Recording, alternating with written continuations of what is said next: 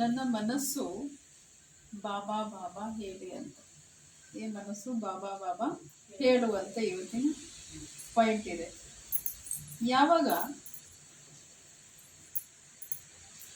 ಮಕ್ಕಳು ಕಲಿಯೋದಿಲ್ಲ, ಚಿಕ್ಕ ಮಗು ಆಗಿರುತ್ತಲ್ಲ, ಕಲಿಯೋದಿಲ್ಲ, ಆ ಮಗುಗೆ ಫಸ್ಟ್ ಟೈಮ್ ಏನು ಹೇಳ್ಕೊಡ್ತೀರಾ? ಒಂದು ರೀತಿಯಿಂದ ಚಿಕ್ಕದಾಗಿ ಶರೀರ ಇರೋದ್ರಿಂದ ತಾನೇ ಮಾತಾಡೋಕ್ಕಾಗಲ್ಲ, ಸಾಧ್ಯ ಇಲ್ಲ. ಏಕೆಂದರೆ ಹಲ್ಲು ಪೂರ್ತಿ ಬಂದಿರಲ್ಲ ಮತ್ತು ಅಂಗಾಂಗಗಳು ಚಿಕ್ಕದಾಗಿರುತ್ತೆ, ಕರ್ಮೇಂದ್ರಿಯಗಳು. ಅದು ಹೇಗೆ ಯಾವಾಗ ಕಲಿಯೋದು ಸ್ಟಾರ್ಟ್ ಮಾಡುತ್ತೆ? ಫಸ್ಟು ನಾವು ಏನು ಹೇಳ್ಕೊಡ್ತೀವಿ? ಬಾಬಾ ಬಾಬಾ ಹೇಳುವಂತ ಹೇಳ್ಕೊಡ್ತೀವಿ. ಇದು ಬಹಳ ಸರಳವಾದ ಶಬ್ದ ಆಗಿದೆ. ಮೊದಲನೇ ದಿನ ಇದು ಬಾಬಾ ಬಾಬಾ ಶಬ್ದನೇ ಕಲಿಸ್ಕೊಡೋದು. ಆದರೂ ಆ ಮಗು ಬಾಬಾ ಹೇಳೋದಿಲ್ಲ, ಬೇರೆ ಏನನ್ನ ಹೇಳುತ್ತೆ ಅಲ್ವಾ? ಪೂರ್ತಿ ಫ್ರೆಶ್ ಆಗಿ ಹೇಳಕ್ ಬರೋದಿಲ್ಲಲ್ಲ, ಬೇರೆ ಏನನ್ನ ಹೇಳುತ್ತೆ. ಹೇಗೆ ರೀತಿ ಉದಾಹರಣೆವಾಗಿ ಯಾವಾಗ ದೊಡ್ಡವರಾಗ್ತಾ ನಿಧಾನ ಮಾತಾಡೋದು ಕಲಿಯೋಕ್ಕೆ ಸ್ಟಾರ್ಟ್ ಮಾಡುತ್ತೆ, ಆಗ ಶುರುವಲ್ಲಿ ಫಸ್ಟ್ ಏನು ಮಾಡ್ತೀವಿ? ಬಾಯಿಗೆ ಜೇನುತುಪ್ಪ ತಿನ್ನಿಸ್ತೀವಿ ಅಲ್ವಾ? ಬಾಯಿ ನಾಲಿಗೆ ಫ್ರೆಶ್ ಆಗಲಿ ಅಂತ ನಿಮ್ಮ ಭಾವನೆ ಇರುತ್ತೆ. ಇನ್ನೊಂದು ಭಾವನೆ ಏನಿರುತ್ತೆ? ಚಿಕ್ಕ ಮಗು ಜೇನುತುಪ್ಪ ತಿಂದ್ರೆ ಆಗ ಅವ್ರ ಮಾತು ಸಿಹಿಯಾಗಿರುತ್ತೆ ಅಂತ, ದೊಡ್ಡವರಾತ ಮಾತು ಸಿಹಿಯಾಗಿರುತ್ತೆ ಅಂತ ನಾವು ತಿಳ್ಕೊಂತೀವಿ. ಸಿಹಿ ಮಾತಾಡ್ತಾರೆ, ಆದ್ರೂ ಆ ಮಗುಗ ಭಾವನೆ ಇರೋದಿಲ್ಲ. ಅದೇನ್ ಮಾಡೋದು? ಜೇನುತುಪ್ಪಗೆ ತಿನ್ಬಿಡ್ತಾರೆ. ಆಮೇಲೆ ದೊಡ್ಡವರಾದ್ಮೇಲೆ ಏನ್ ಮಾತಾಡುತ್ತೆ ಆ ಮಗು? ಕೆಲವ್ರಂತೂ ಕಹಿ ಮಾತಾಡ್ತಾರೆ, ಕೆಲವರು ಹೃದಯಗೆ ನವಿಸೋ ತರ ಮಾತಾಡ್ತಾರಲ್ಲ, ಕೆಲವರು ಹೃದಯಗೆ ನವಿಸೋ ತರ ಮಾತಾಡ್ತಾರೆ, ದುಃಖ ಕೊಡೋ ತರ ಮಾತಾಡ್ತಾರೆ. ಹೇಳ್ತಾರೆ,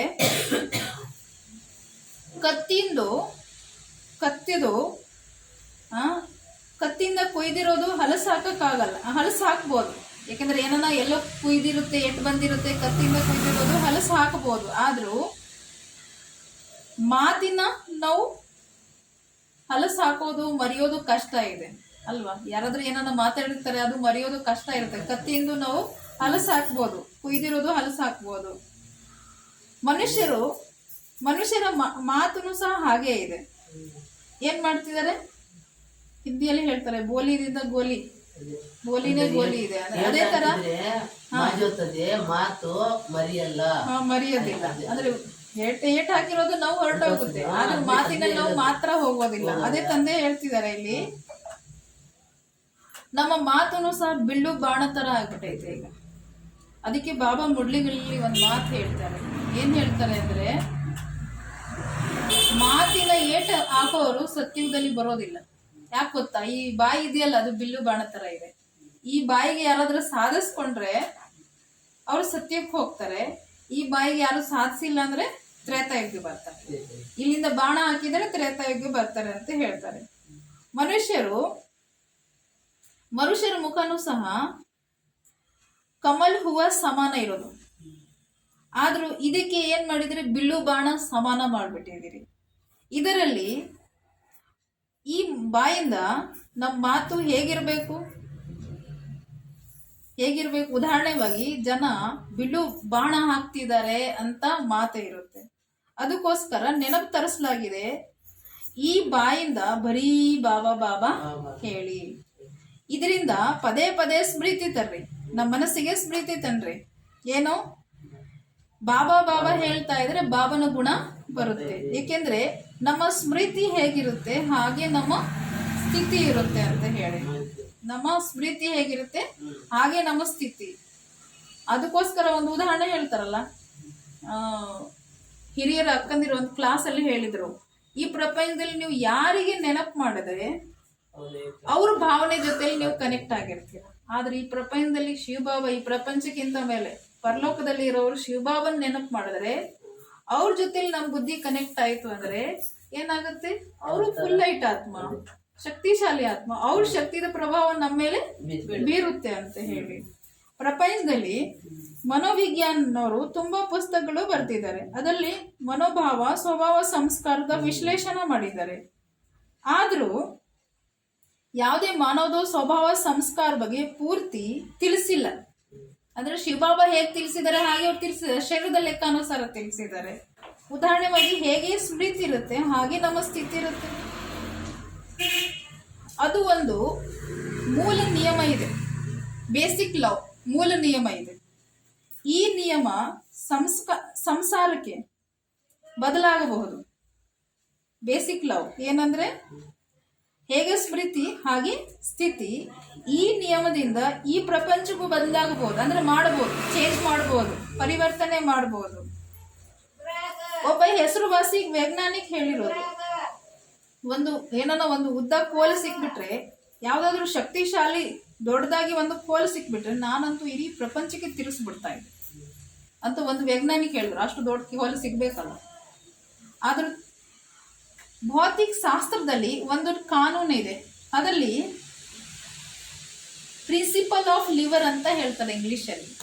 ಅದರಲ್ಲಿ ತೋರಿಸಿರೋದು ಏನಿದೆ, ಒಂದು ಉದ್ದ ಕೋಲು ನನಗೆ ಕೊಡ್ರಿ, ಅದರಲ್ಲಿ ಬರ್ದಿರೋದೇ ಇದೆ. ಆ ವೈಜ್ಞಾನಿಕು ನನಗೆ ಒಂದು ಉದ್ದ ಕೋಲು ಕೊಟ್ಬಿಡಿ, ಆ ಕೋಲು ಮೇಲೆ ನಿಂತ್ಕೊಂಡು, ಆ ಕೋಲ್ ಜೊತೆಲಿ ನಿಂತ್ಕೊಂಡು ಇಡೀ ಪ್ರಪಂಚಕ್ಕೆ ನಾನು ಬಂಧಿಸ್ಬಿಡ್ತೇನೆ. ಅಂದ್ರೆ ಅರ್ಥ ಏನು, ಇಡೀ ಸಂಸಾರಕ್ಕೆ ನಾನು ಕಟ್ಟಾಕ್ಬಿಡ್ತೇನೆ ಅಂತ ಹೇಳಿ. ಒಬ್ಬರೇ ನಾನು ಇಡೀ ಸಂಸಾರಕ್ಕೆ ಕಟ್ಟಾಕ್ತೀನಿ ಮತ್ತು ಇಡೀ ಪ್ರಪಂಚಕ್ಕೆ ತಿರುಗಿಸ್ಬಿಡ್ತೇನೆ ಅಂತ ಹೇಳಿರೋದು. ಆದ್ರೂ ಭೌತಿಕ ಶಾಸ್ತ್ರದ ನಿಯಮ ಅನುಸಾರ, ಲೆಕ್ಕಾನುಸಾರ ಅದು ಸಂಭವ ಇದೆಯಾ? ಇಲ್ಲ. ಯಾಕೆಂದ್ರೆ ಅಷ್ಟು ಉದ್ದ ಕೋಲು ಸಿಗೋದು ಎಲ್ಲಿ ಸಿಗುತ್ತೆ? ಸಿಗೋದಿಲ್ಲ, ಸಿಗೋದು ಸಾಧ್ಯನೇ ಇಲ್ಲ. ಈ ಪ್ರಪಂಚಕ್ಕೆ ತಿರ್ಸೋದು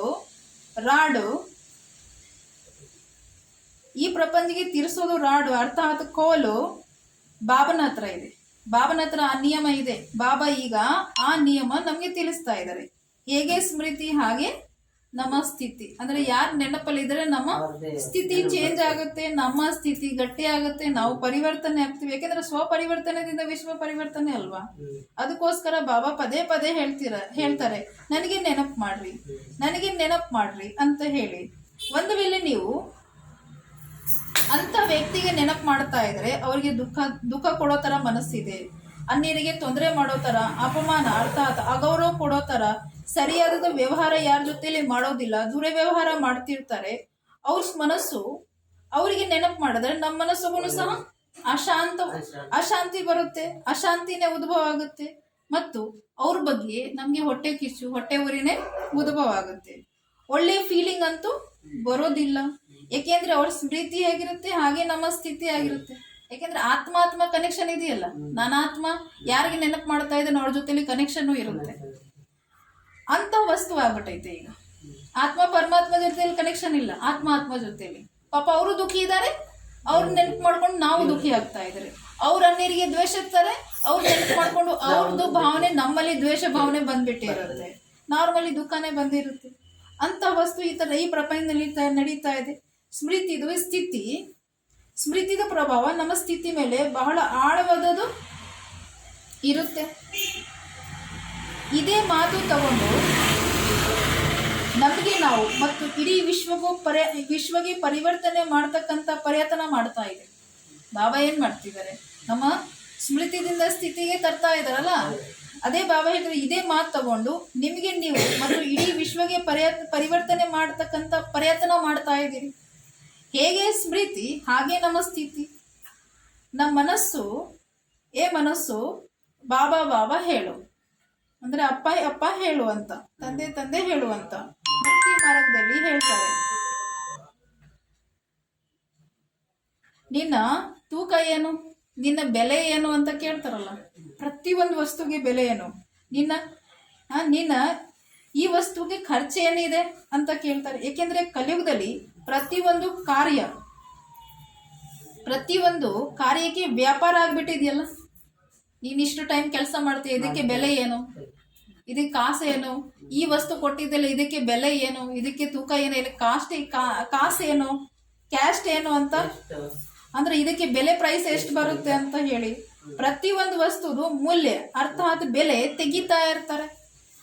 ಮಾತು ಸತ್ಯವಾಗಿದ್ರೆ ಅದಕ್ಕೂ ಹೇಳ್ತಾರೆ ಇದು ಇಷ್ಟು % ಸತ್ಯವಾಗಿದೆ ಹೇಳ್ತಾರಲ್ಲ. 100% ಸತ್ಯವಾಗಿದೆ, ಇಲ್ಲಂದ್ರೆ 80% ಸತ್ಯವಾಗಿದೆ, ಇಲ್ಲಾಂದ್ರೆ 50% ಸತ್ಯವಾಗಿದೆ ಅಂತ.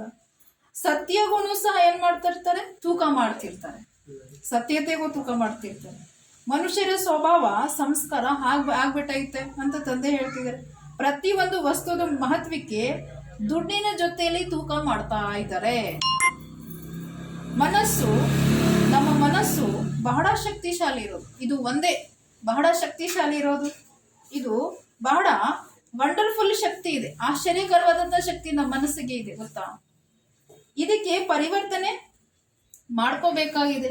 ಮನಸ್ಸಿಗೆ ಪರಿವರ್ತನೆ ಮಾಡೋದ ಅರ್ಥಾತ್ ಇಚ್ಛೆಗಳು, ಸರ್ವ ಆಸೆಗಳು, ಮನೋಕಾಮನೆಗಳು, ಅಪೇಕ್ಷೆಗಳು, ಕಲ್ಪನೆಗಳು ಮತ್ತೆ ಅನುಮಾನಗಳು ಪರಿವರ್ತನೆ ಮಾಡ್ಕೋಬೇಕು.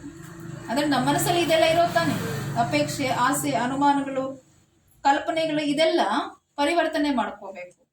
ಮನಸ್ಸಿಗೆ ಸಾಯಿಸೋದಲ್ಲ, ಮನಸ್ಸಿಗೆ ಸಾಧಿಸೋದು. ಸಾಯಿಸೋದಲ್ಲ, ಸಾಧಿಸೋದು. ಕೆಲವರು ಏನ್ ಮಾಡ್ತಾರೆ, ಮನಸ್ಸಿಗೆ ಒಳಗಡೆನೆ ಕಂಟ್ರೋಲ್ ಮಾಡಿ ಸಾಯಿಸ್ತಾ ಇರ್ತಾರೆ. ಏನ್ ಹೇಳ್ತಿದ್ದಾರೆ ಪರಮಾತ್ಮ, ಮನಸ್ಸಿಗೆ ಸಾಯಿಸೋದಲ್ಲ, ಸಾಧಿಸೋದು. ಸಾಧಿಸೋದು ಅಂದ್ರೆ ಪಾಠ ಮಾಡೋದು. ಮನಸ್ಸಿಗೆ ನಮಗೆ ನಾವೇ ಪಾಠ ಮಾಡೋದು. ಹೇಗೆ ರೀತಿ ಮಗುಗೆ ಪಾಠ ಮಾಡ್ತಿರಲ್ಲ, ನೀನ್ ಹಿಂಗ್ ಮಾಡಿದ್ರೆ ಹಿಂಗಾಗುತ್ತೆ, ಈ ತರ ಮಾಡಿದ್ರೆ ಈ ತರ ಆಗುತ್ತಲ್ಲ, ನಿಮ್ಗೂ ಸಹ ನಿಮ್ಗೂ ಎಲ್ಲರೂ ಹೊಗಳ್ತಾರೆ, ನೀವು ಒಳ್ಳೆ ಗುಡ್ ಬಾಯ್ ಆಗ್ಬಿಡ್ತೀರಾ, ಆ ತರ ಹೇಳ್ತಿರಲ್ಲ ಮಗುಗೆ. ಅದೇ ತರ ನಮ್ಮ ಮನಸ್ಸಿಗೂ ಇದೇ ತರ ಪ್ರೀತಿಯಿಂದ ತಿಳಿಸೋದು. ಮನಸ್ಸಿಗೂ ಏನ್ ಮಾಡ್ಬೇಕು, ಪಾಠ ಮಾಡ್ಬೇಕು, ತಿಳಿಸ್ಬೇಕು. ಹೇಗೆ ರೀತಿ ಕೃಷಿ ಮಾಡ್ತಿರಲ್ಲ, ಅಂದ್ರೆ ಒಂದು ತೋಟದಲ್ಲಿ ಬೀಜ ಬಿತ್ತನೆ ಮಾಡ್ತೀರಾ, ಆ ಬೀಜನ ಕ್ವಾಲಿಟಿ ನೋಡ್ಕೊಂಡು ಬಿತ್ತನೆ ಮಾಡ್ತೀರಾ, ಒಂದ್ ಭೂಮಿ ರೆಡಿ ಮಾಡ್ತೀರಾ. ಸೇಮ್ ಅದೇ ತರ ಪರಮಾತ್ಮ ಏನ್ ಹೇಳ್ತಿದ್ದಾರೆ, ನಮ್ಮ ಮನಸ್ಸಿಗೆ ಒಳ್ಳೆ ಸಂಕಲ್ಪ ರೂಪಿ ಬೀಜ ಬಿತ್ತನೆ ಮಾಡಬೇಕು.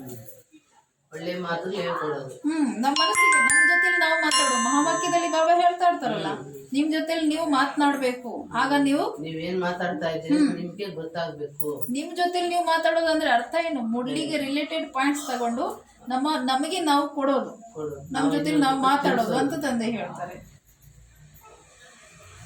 ಅಂದ್ರೆ ಅರ್ಥ ಏನು, ಆ ಮನಸ್ಸಿಗೂ ಅಷ್ಟೇ ತರ ಶಿಕ್ಷಣೆ ಕೊಡ್ಬೇಕು ಅಂತ. ಮನಸ್ಸಿಗೆ ಪ್ರಪಂಚದಲ್ಲಿ ಕುದುರೆ ಅಂತ ಹೇಳ್ತಾರೆ. ಮನಸ್ಸು ಒಂದು ಕುದುರೆ ತರ. ಕುದುರೆ ಯಾವಕ್ಕೋಸ್ಕರ ಹೇಳಿರೋದು, ಕುದುರೆ ಮೇಲೆ ಏರಿ ಯಾತ್ರೆ ಮಾಡ್ತಿರಲ್ಲ. ಹಿಂದಿನ ಕಾಲದಲ್ಲಿ ಬಸ್ ಗಾಡಿ ಅಷ್ಟು ಇರ್ಲಿಲ್ಲ. ಆಗ ಏನ್ ಮಾಡ್ತಾ ಇದ್ರು, ಕುದುರೆನೆ ನಮ್ಗೊಂದ್ ದೊಡ್ಡ ಗಾಡಿ ತರ ಇತ್ತು ಅಲ್ವಾ. ತಂದೆ ಹೇಳ್ತಿದ್ದಾರೆ, ಕುದುರೆ ಮೇಲೆ ಏರಿ ಯಾತ್ರೆಗೆ ಹೋಗ್ತೀರಿ. ಆಮೇಲೆ ಆ ಕುದುರೆಗೆ ತನ್ನ ಕಂಟ್ರೋಲ್ ಇಟ್ಕೊಂಡು, ಅದರದ ಲಗಾಮನ್ನು ತನ್ನ ಕಂಟ್ರೋಲ್ ಇಟ್ಕೊಂಡು ಯಾತ್ರೆಗೆ ಹೋಗ್ತೀರಿ. ಕುದುರೆ ಯಾತ್ರೆ ಮಾಡ್ಕೊಳ್ಳೋಕ್ಕೋಸ್ಕರ ದೊಡ್ಡ ಸಾಧನವಾಗಿದೆ. ಹಾಗೆ ಮನಸ್ಸನ್ನು ಸಹ ಜೀವನ್ ಮುಕ್ತಿಗೆ ಒಂದು ದೊಡ್ಡ ಸಾಧನ ಇದೆ. ಮನಸ್ಸಿಗೆ ಕುದುರೆ ಹೇಳಿದ್ರೆ, ಕುದುರೆ ಹೆಂಗೆ ಯೂಸ್ ಮಾಡ್ತೀರಿ, ಯಾತ್ರೆಗೆ ಸಾಧನ ಮಾಡ್ಕೊಂಡಿದ್ದೀರಿ. ಅದೇ ತರ ನಮ್ಮ ಮನಸ್ಸಿಗೆ ಏನ್ ಮಾಡ್ಕೋಬೇಕು, ಜೀವನ್ ಮುಕ್ತಿಗೆ ಬಾಬನ ಜ್ಞಾನದಲ್ಲಿ ಒಂದು ಸಾಧನ ಇದೆ.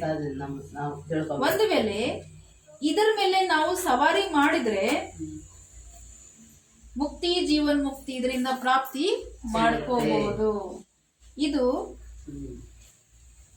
ಇದರ ಮೇಲೆ ನಾವು ನಿಯಂತ್ರಣೆ ಪಡಿಬಹುದು, ಹತೋಟಿಯಲ್ಲಿ ತಗೋಬಹುದು. ಉದಾಹರಣೆವಾಗಿ ಹೇಗಾದ್ರೂ ಬಳಸಿದ್ರೆ ಅದು ಹಾಗೆ ಹೋಗುತ್ತಲ್ಲ. ಹೇಗ್ ರೀತಿ ಕುದುರೆಗೆ ನಾವು ಸರಿಯಾಗಿ ಹತೋಟಿಯಲ್ಲಿ ಇಟ್ಕೊಂಡ್ರೆ ಸರಿಯಾದ ದಾರಿ ಹೋಗುತ್ತೆ. ಏನಾರ ಬೇಕಾ ಬಿಟ್ಟಿ ಮಾಡಿದ್ರೆ ಅದು ಅಡ್ಡ ದುಡ್ಡಿ ಎಲ್ಲೆಲ್ಲ ದಾರಿ ಆತರ ಇಲ್ವಲ್ಲ. ಈ ಮನಸ್ಸಿಗೂ ನಾವು ಹೇಗ್ ಬೇಕು, ನಾವು ಹೆಂಗ ಆಲೋಚನೆ ಮಾಡ್ತಾ ಇದ್ರು ಹಾಗೆ ಈ ಮನಸ್ಸು ಹೋಗ್ಬೇಕು. ಅಂದ್ರೆ ಈ ಮನಸ್ಸಿನ ಲಗಾಮ ನಮ್ಮ ಕೈಗೆ ಇರಬೇಕು. ಈ ಮನಸ್ಸಿಗೆ ನಾವು ಮಾಲೀಕ ಆಗ್ಬೇಕು.